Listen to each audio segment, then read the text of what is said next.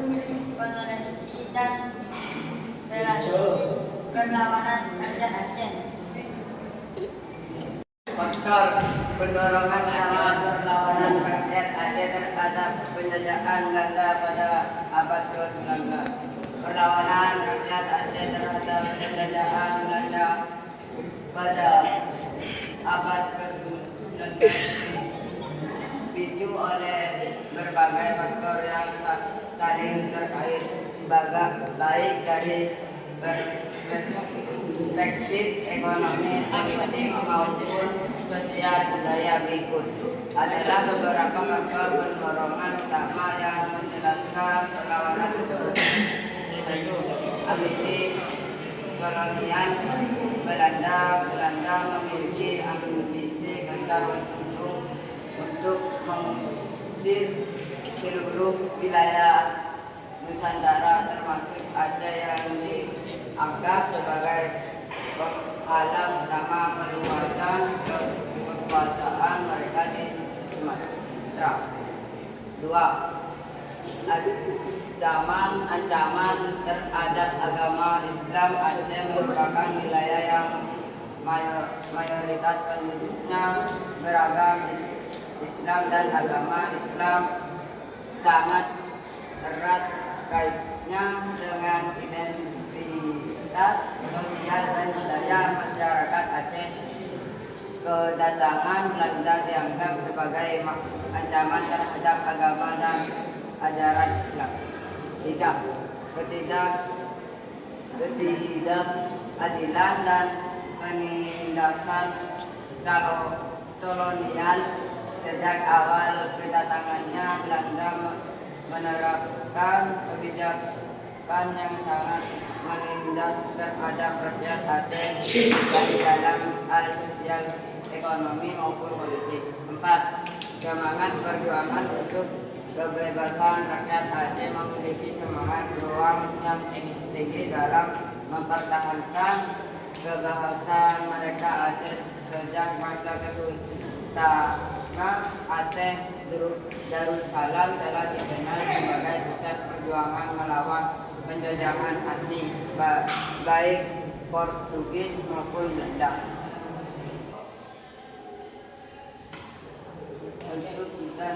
Strategi perlawanan yang dilakukan oleh rakyat Aceh selama Perang Aceh 1873 sampai 1904. Bentuk dan strategi perlawanan yang dilakukan oleh rakyat Aceh selama Perang Aceh 1873 sampai 1904 sangat beragam dan menunjukkan ketangguhan serta kecerdikan dalam menghadapi penjajahan Belanda. Berikut adalah beberapa bentuk dan strategi perlawanan yang dilakukan oleh rakyat Aceh. 1. Perlawanan militer terorganisir.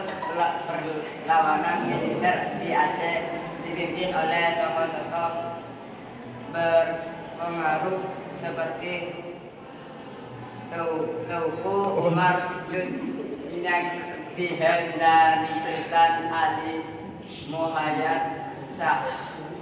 Meskipun Belanda memiliki jumlah pasukan yang lebih banyak dan teknologi modern, rakyat Aceh tetap melawan dengan keberimanan.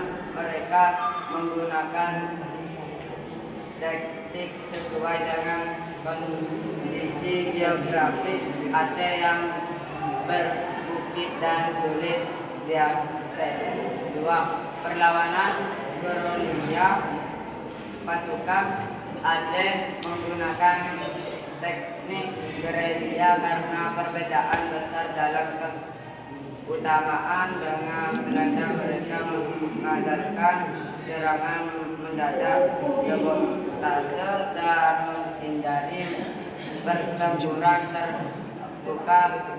Strategi yang diterapkan termasuk serangan mendadak dan mobilitas tinggi dan di mana pasukan Aceh menyerang Belanda secara cepat dan kemudian mundur ke tempat yang sulit dijangkau. 3. Perlawanan dengan dukungan ulama dan agama. Agama Islam menjadi perdorongan utama dalam perlawanan melawan penjajahan Belanda dengan banyak ulama menyerukan jihad. Perlawanan ini mencakup aspek politik dan dimensi agama yang kuat. Banyak pasukan terlibat didorong oleh keinginan untuk membela tanah air dan agama.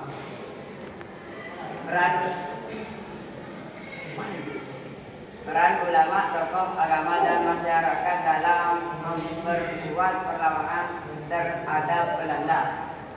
Peran ulama, tokoh agama dan masyarakat dalam memperkuat perlawanan rakyat Aceh terhadap Belanda sangatlah penting, baik dalam motivasi organisme maupun strategi perjuangan. Berikut adalah peran masing-masing dalam memperkuat perlawanan.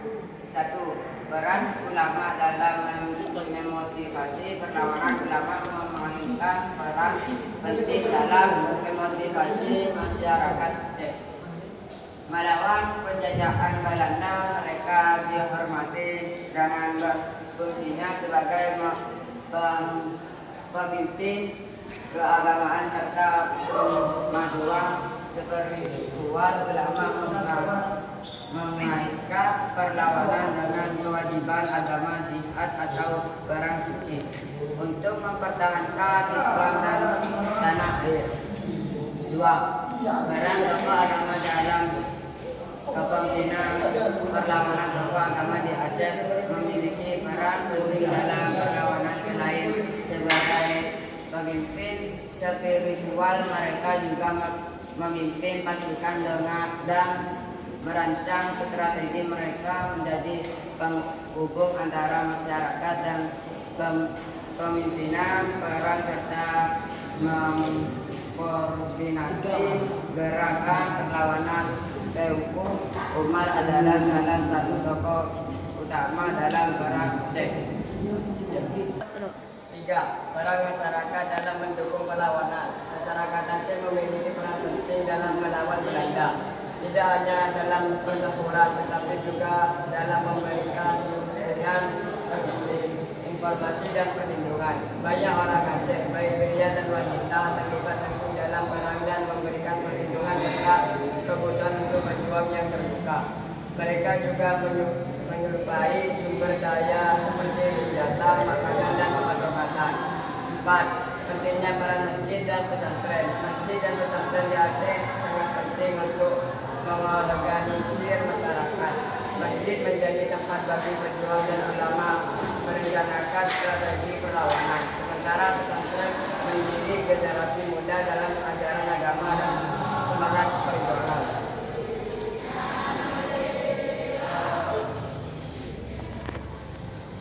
Hello.